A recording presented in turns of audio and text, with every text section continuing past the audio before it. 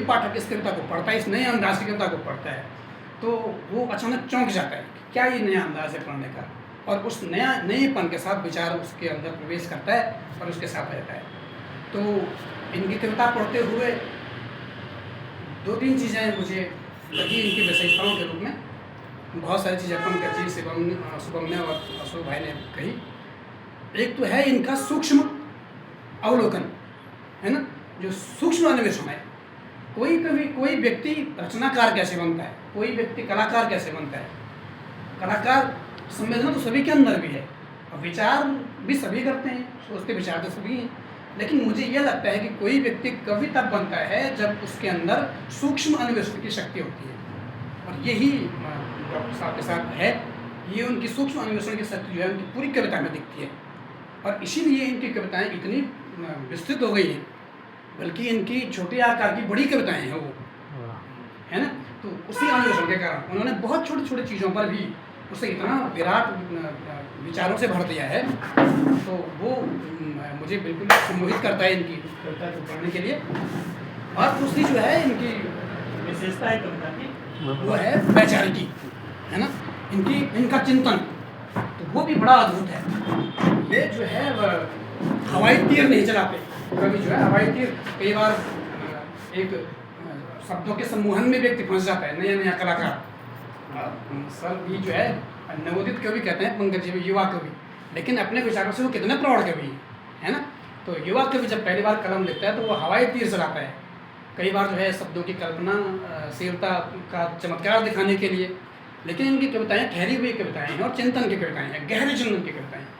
तो ये भी इनकी एक अन्यतम विशेषता है इनकी कविता की। और देखिएगा कितना एक विचारशीलता और सूक्ष्म अन्वेषण, जो ये 2 चीज़ मैंने बताई एक ही कविता में कैसे आ गए। ये मेरी बहुत पसंदीदा तो सभी कविताएं हैं आपकी, लेकिन ये एक, क्योंकि एक कविता पढ़नी है तो पढ़ने की तो पूरी किताब पढ़ सकता हूँ पर लेकिन एक कविता पढ़नी है, ईश्वर के प्रतीक, मेरी बहुत फेवरेट कविता है। और भी फेवरेट पानी पर जो है आपकी एक कविता है कि कैसे पानी संवेदना का रूप लेता है, अंततः वो आँखों से बहता है ना। तो ये तो बहुत सारी प्रतीकात्मकता इनकी, एक और विशेषता इनकी कविता में, है ना। सारी कविताओं में जो प्रतीक आए हैं वो किसी न किसी अर्थ को खोलती हैं और समाज की सच्चाइयों का प्रतिनिधित्व कराती हैं, और संवेदना का मूल रूप से जो है उन प्रतीकों की एक विशेषता ये है कि हालांकि वो प्रतीक भौतिक हैं, लेकिन उस संवेदनाओं से इतनी बिल्कुल चिपकी हुई हैं जैसे एक सिक्के के ही 2 पहलू होंगे। तो वो ऐसे संवेदनाओं के साथ वो प्रतीक जुड़े हुए हैं। तो ईश्वर के प्रति ये कविता इनकी है। पत्थर ने आकार लिया और वो किसी घर की नींव बन गया। पत्थर ने आकार लिया और वो घर की नींव बन गया। पानी ने कभी कभी नल से बूंद बनकर एक गले से सबसे महत्वपूर्ण बातें की। पेड़ तले बैठी एक भूखी गिलहरी को देख, हवा ने पेड़ से जामुन तोड़कर जमीन पर गिरा दी, जमीन पर दे मारा। एक भूखी गिलहरी को देख, हवा ने पेड़ से जामुन तोड़कर जमीन पर दे मारा। पहली बार एक प्रेमिका ने अपने प्रेमी को अपने होठों की मुस्कान और भीगी हुई आंखें दी। ये विशेष पत्थर, पानी की बूंद, जामुन का पेड़ और एक अलौकिक प्रेम का सुख और दुख ईश्वर के प्रतीक हैं। ये अलौकिक सुख और दुख ईश्वर के प्रतीक हैं, और तुम अभी तक मिट्टी, धातु और लकड़ी से बने प्रतिमानों में रिझे हुए हो।